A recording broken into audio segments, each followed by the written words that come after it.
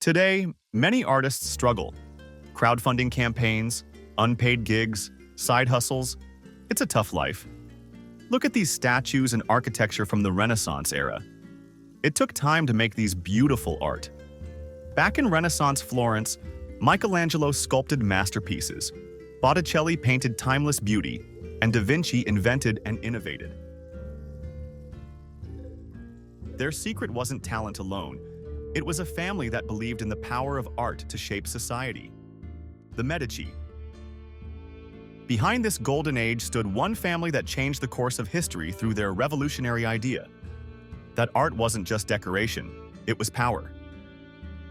How did a family of humble wool merchants rise to power, create Europe's most influential bank, and shape the course of history by funding the Renaissance's greatest minds? This is the story of the Medici family. The Medici story begins in the rolling hills of Tuscany. In the late 1300s, Florence was a hub of trade, known for its high-quality textiles. Wool was its lifeblood, and the Medici family were one among many merchants in the region. They weren't aristocrats or nobles, just hardworking traders.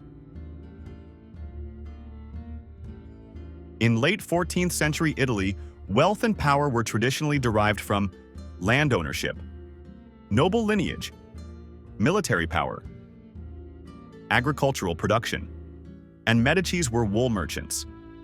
But one thing was in their luck: they were wool merchants in Florence. Florence's strategic location was key to its success. Situated in the fertile Arno River Valley, the city was perfectly positioned as a crossroads of trade routes, making it the epicenter of Europe's wool trade. Merchants from across Europe and the Mediterranean converged here, creating a vibrant economic ecosystem. The rise of the silk industry in Florence provided the perfect catalyst for the Medici's financial expansion. With Florence's renowned guilds, such as the Arte della Lana, overseeing production, Giovanni maintained superior craftsmanship in every piece. The Arte della Lana, or the Guild of Wool, was one of the most powerful guilds in Florence, reflecting the city's status as a major center for the wool trade in Europe. The guild controlled nearly all aspects of wool production.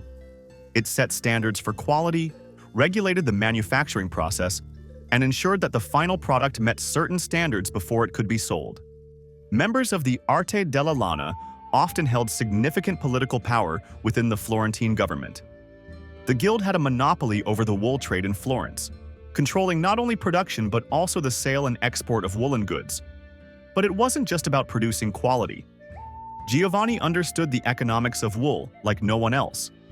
By optimizing supply chains, controlling costs, and foreseeing market demands, he positioned himself as one of the most reliable and profitable wool traders in Florence. Giovanni de' Medici noticed something crucial while being himself a trader. Medieval trade faced a dangerous problem. Merchants couldn't carry heavy coins across Europe without risking robbery. Each region had its currency, making trade incredibly complex for foreign traders. This is where banking services became essential. He thought merchants could deposit money with bankers in Florence instead of carrying gold and receiving a letter of credit. This revolutionary paper promised payment in another city. Through years of wool trading, Giovanni built connections with European merchants, and being a member of Arte della Lana made him a strong network of people in Florence. These relationships weren't just about buying and selling wool. They were a network of trust. And trust, Giovanni realized, was the foundation of banking. Using his reputation from the wool trade, Giovanni began offering financial services to his merchant contacts. What started as simple loans to fellow traders later grew into Medici Bank.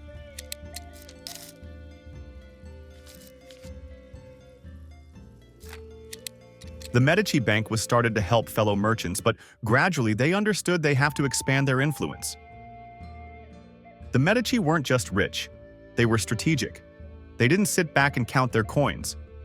Instead, they used their bank as a springboard to build influence across Florence and beyond.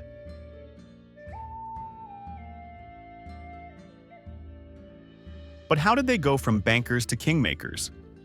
And what role did the Pope play in this rise to power? Let's break it down. First, let's talk about the Pope. Back then, the Pope wasn't just a religious figure. He was a political powerhouse who controlled vast territories, including Florence. He could make or break families with a single decree. Now, Giovanni di Bici de' Medici, the head of the Medici family, saw an opportunity. If he could manage the church's finances, he wouldn't just earn money, he'd earn loyalty. So he made the Medici Bank the official banker of the Pope. Think about that for a second. The Vatican, one of the wealthiest institutions in history, trusted the Medici with its fortune. That's not just luck, that's strategy. Meanwhile, their alliance with the Pope kept paying dividends. Whenever the Medici needed a favor, whether it was securing a political position or silencing a rival, the church was there to help. In return, the Medici financed the Vatican's massive expenses, from wars to building projects. It was a win-win. The Pope got his money, and the Medici got untouchable status in Florence. Now, with their position secured, the Medici shifted their focus. They didn't just want to be remembered as bankers, they wanted to leave a legacy. So they started investing in art, architecture, and innovation. Why? Because culture wasn't just about beauty. It was a way to showcase their power and sophistication. By the early 15th century, the Medici family had amassed immense wealth and political influence. But they knew money and power alone weren't enough to secure their legacy. They needed something more enduring that would immortalize their name in the annals of history. That something was the Renaissance. The Renaissance wasn't just a cultural movement, but a revolution in thought, art, and science. And the Medici didn't just support it, they shaped it. Their patronage of artists, architects, and scholars wasn't merely an act of generosity. It was a calculated strategy to showcase their power, elevate their status, and cement their influence over Florence and beyond. Cosimo de' Medici understood that art and culture were the ultimate expressions of power. He invested heavily in the arts, commissioning architectural marvels like the Basilica of San Lorenzo and the Palazzo Medici. But his most significant contribution was founding the Platonic Academy, a hub for scholars reviving classical knowledge. This intellectual movement, humanism, became the foundation of the Renaissance. Humanism is a way of thinking that places people and human potential at its heart. Emerging during the Renaissance, it marked a shift from a solely religious worldview to one that celebrated human achievement and creativity. Inspired by the art, literature, and philosophy of ancient Greece and Rome, humanists believed that by rediscovering classical wisdom, we could better understand ourselves and improve our society. At its core, humanism champions critical thinking, education, and the belief in the inherent dignity of every person. It's a call to explore, question, and innovate, values that continue to shape our world today. If Cosimo laid the groundwork, his grandson Lorenzo the Magnificent brought the Renaissance to its peak.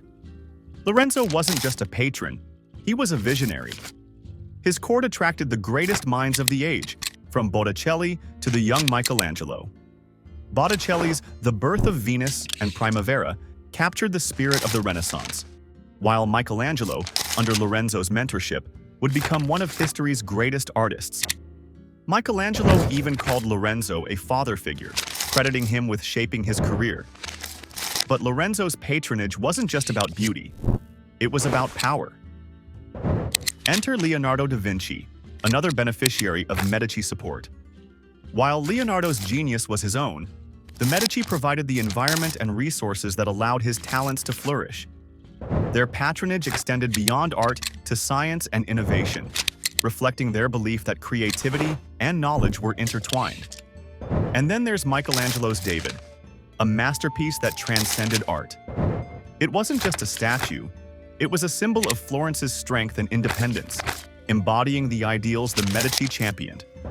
Through their support of artists like Michelangelo, Leonardo da Vinci, Botticelli, the Medici didn't just fund the Renaissance, they shaped its very identity. In the end, the Medici's legacy isn't just about wealth or politics. It's about their vision to use art and culture as tools of power. They transformed Florence into the cradle of the Renaissance, leaving behind a legacy that continues to inspire the world. Their story reminds us that true power lies not in gold or armies, but in the ability to shape the world through beauty, knowledge, and innovation.